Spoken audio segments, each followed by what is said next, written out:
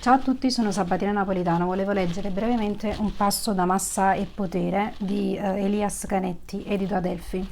Su internet ci sono varie interviste di Susa Sontag e di Magris, di Galasso stesso, intorno a questo libro, intorno a questo volume, perché voglio leggere un pezzetto da Massa e Potere, Elias Canetti, edito Adelphi, perché da tempo mi sto dicendo che volevo trattare questa argomentazione. Ieri notte, come spesso mi capita, non ho dormito, non ho chiuso occhio, quindi ho spulciato nei libri e ho detto che mi sono detta che questo era quello che per me è più piacevole adesso.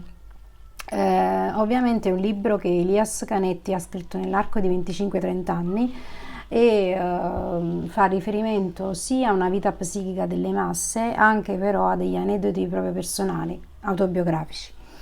Volevo leggere l'accoccolarsi. L'accoccolarsi esprime una mancanza di bisogni, un ripiegarsi su se stessi. Così facendo si conferisce al proprio corpo la forma più circolare possibile e non ci si aspetta nulla dagli altri. Si rinuncia ad ogni attività che implicherebbe una contropartita. Non accade nulla che possa suscitare una replica. Chi sta accoccolato sembra tranquillo e pacifico. Da lui non ci si aspetta alcuna aggressione. Egli è soddisfatto, sia che abbia tutto ciò che egli necessita, sia che non chieda nulla per sé.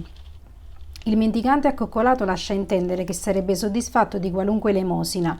Lui non fa nessuna distinzione. La forma orientale dell'accoccolarsi adottata dalle persone ricche insieme con gli ospiti corrisponde in un certo modo al loro atteggiamento verso la proprietà. Esse si comportano come se portassero interamente entro di sé ciò che possiedono, in piena sicurezza, fin tanto che stanno accoccolate. Non mostrano alcuna ansia, alcuna preoccupazione di essere derubati o di perdere in altro modo ciò che possiedono. Si fanno servire, ed è come se fosse servita la proprietà. In tal modo viene elusa la naturale durezza che questo comportamento avrebbe se fosse configurato in termini personali. Non viene messo in mostra il fatto che il ricco siede su una creatura, lo schiavo, fatto che invece è palese quando il ricco grava su un sedile.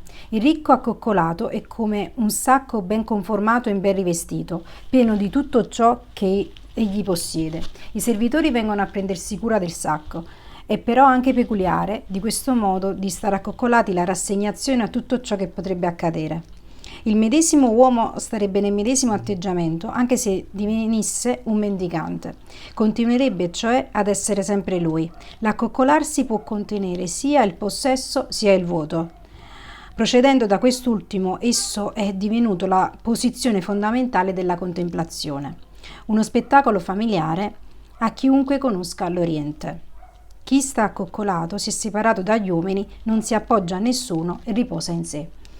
Con questo vi saluto perché non voglio essere molto prolissa e voglio aprirmi le piste nel caso abbia la voglia e il desiderio di trattare questa argomentazione più nel dettaglio. Ciao a tutti.